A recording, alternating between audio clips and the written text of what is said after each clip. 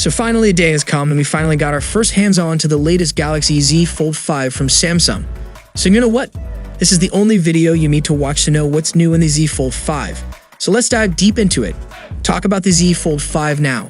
So the Fold 5 comes in a new blue shade, which is pretty looking. And like I said in my previous video, it has some underrated changes. See, what's that one big quirk in foldables is the thickness and the weight. Now the Z Fold 5 does not exactly solve that, but it does make things better. This is 13.4 millimeters thick when folded compared to 15.8 in the last gen, and Samsung actually managed to cut down 10 grams of weight to bring the weight to 253 grams. Now all of this might not seem a lot, but it does help with the in-hand feel, and with this too has the new hinge mechanism, and that means these two folds gapeless like this. I mean, the gap in the last gen is even more noticeable when you see how neatly the new Fold folds. Now, as for the crease, it's still there. You can see it from the angles.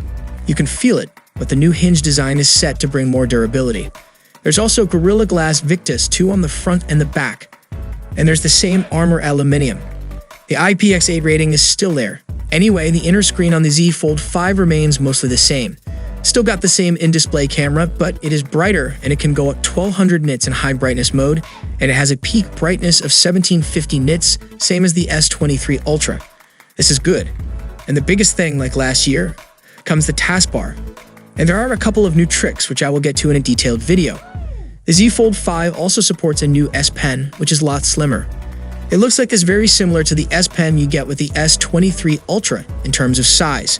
Specs-wise, this too is powered by Snapdragon 8 Gen 2 for Galaxy chipset, and along with the performance upgrade, the Z Fold 5 has a bigger vapour chamber. You can see the difference versus the Z Fold 4. The camera specs, the battery, they remain the same. So yeah, this is more of an iterative upgrade. Look, overall, Samsung has made foldable mainstream, there's no doubt about that. And this Fold 5 just make what's already very good. And I know the upgrades seem to be about to find the foldable design beat with a new hinge or the new bigger display on the flip. So check out our channel for more Galaxy updates, and if you have any questions, then comment down below. Thanks for watching. See you in the next one.